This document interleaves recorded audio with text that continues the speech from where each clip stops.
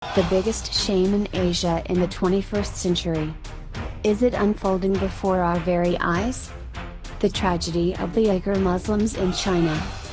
China, more precisely the Chinese Communist Party, CCP, after persistent international pressures, finally admitted that close to 800,000 to 2 million Uyghur Muslims are detained in what China calls re-education camps of vocational training centers.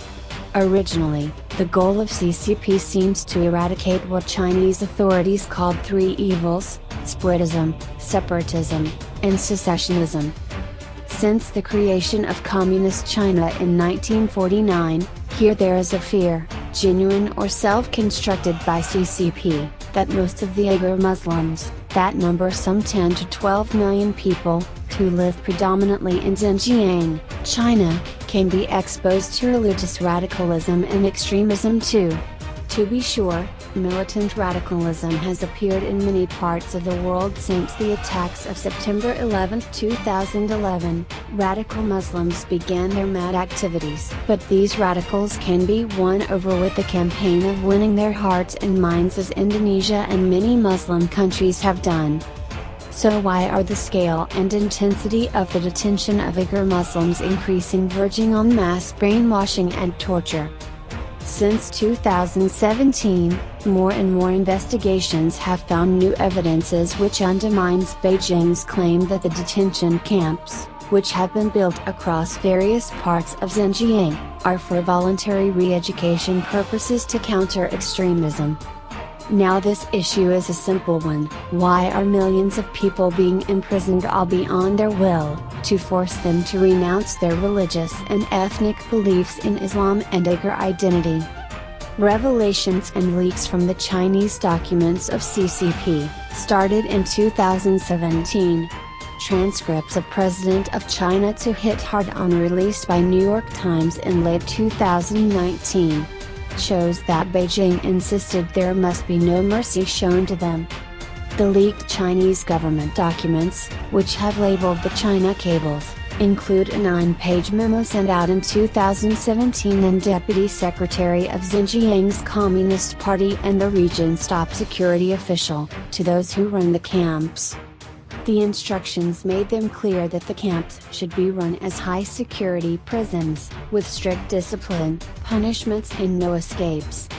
The memo includes orders to never allow escapes, increase discipline and punishment of behavioral violations, promote repentance and confession, make remedial Mandarin studies the top priority, encourage students to truly transform, full video surveillance coverage of dormitories and classrooms free of blind spots.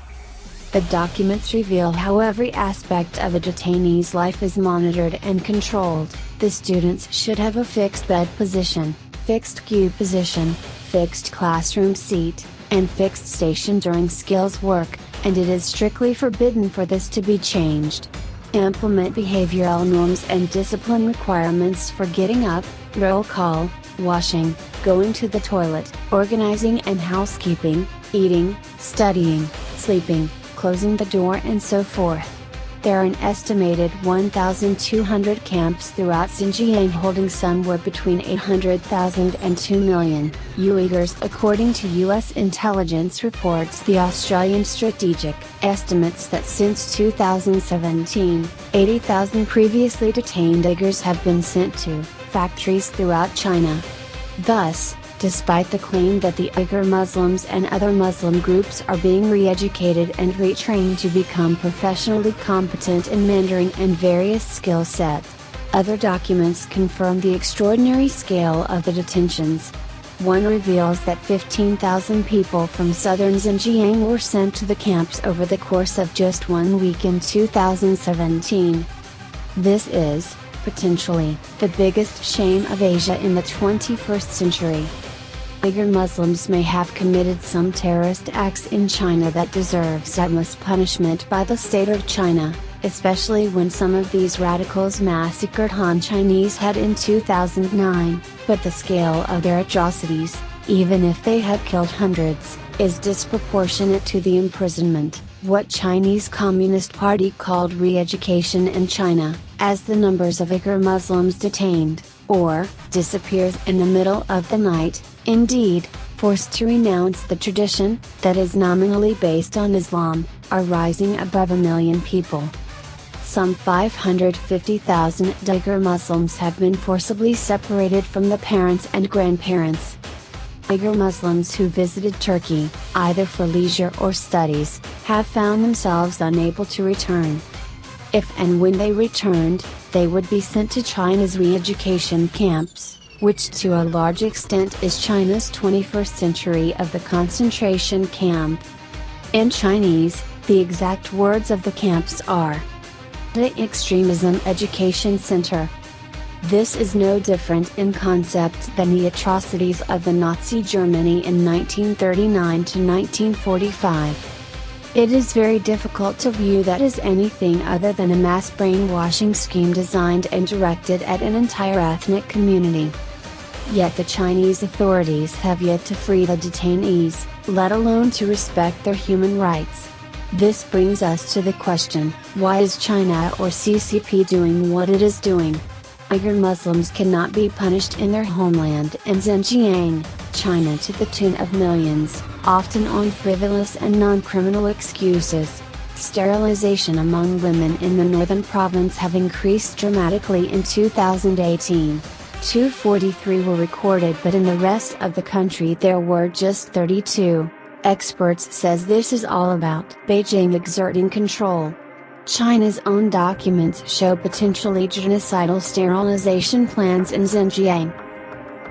Sterilizations and mandatory birth control, the CCP's campaign to suppress Uyghur birth rates in Xinjiang. As part of its policy to try to control the Uyghurs, populations that do not grow as quickly and rapidly are easier to control as part of Beijing's coercive social re-engineering. In Uyghur Muslim camps, the love of mother and son is broken. No touches and no bond. Love of family deserves to be restored in Uyghur Muslims in Xinjiang, China. Super Check video production works based on proven facts. This montage of video would not have been possible without the excellent earlier investigations of International Consortium of Investigative Journalism, ITV, Vox, BBC, CNN, DW News and many more, to which this video production team is eternally grateful, especially the inspiration from the digital painting on this difficult subject.